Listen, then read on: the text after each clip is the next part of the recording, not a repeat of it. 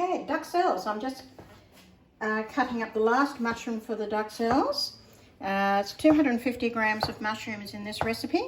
And so what we have to do is we have to wash our mushrooms and then slice them and then chop them until there's almost nothing left of anything that resembles mushrooms, as you can see here. So that's different to mushrooms are often just brushed, not washed, is that right?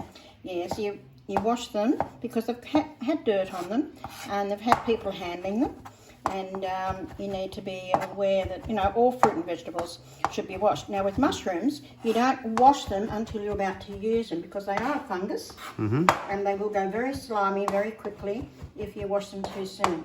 So it's very important to remember not to wash them until you're about to use them. These are just button mushrooms or flats, it doesn't matter so much? No, it doesn't matter. Button mushrooms are easy to do this with, and you just keep going until there's nothing left. And you do have to make sure your knife is nice and sharp. If your knife is not sharp, then you will actually bruise the mushrooms and you won't go so far with the fine cutting, but it is a fine cutting that we need to do.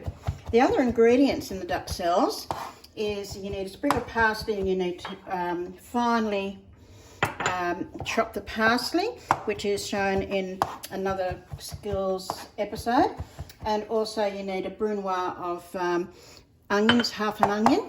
It's another skills session that you've done. Yes, and you have salt, and I'm using iodized salt because that's better for you than plain salt. It gives you iodine in your diet, which helps your thyroid gland, and also white pepper, not black pepper, in this particular recipe. Is that more for the colouring or is it for the finer flavour? For flavour. It's that you don't want as strong a pepper flavour as you do with some other things because it's more delicate. And I'm going to be putting this filling into some crepes, but you can use this filling, you can fill tomatoes and anything else that you might fill. It's used in in your bake your tomatoes in. It's used as the filling, the mushroom filling that is in beef Wellington as well. So that's the mushrooms from there. So it is a messy job.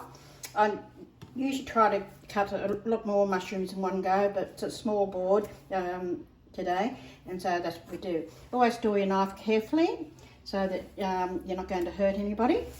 Okay, now we're going to cook it up. So, in the frying pan, just turn up the heat. We have 10 grams of butter that we're melting. Okay, don't need a lot of butter, just letting that heat up. And to that, as soon as that's heated sufficiently, to that we're going to add our half an onion which has been brunoised. Just let that heat up a little bit more and sizzle. So Duxelles is a really lovely filling, and it just takes quite a bit of effort. I've spent about 20 minutes chopping all those onions today. Mushrooms too. The mushrooms. You know what I'm talking about. Okay, so this is going to start to sizzle. Right, it'll heat up pretty quickly. Yeah, it's a nice fast electric stove. Okay, so we sizzle it up. It's a bit like a turbo, it just comes on all of a sudden, and then you'll suddenly realise that it's burning your onions instead of sauteing them. And I'm doing it on the back hot plate today. I'll use one of the other hot plates for one of the other recipes. And so when I make my crepes in a little while, which will be another video, I'll use this particular hot plate for that one.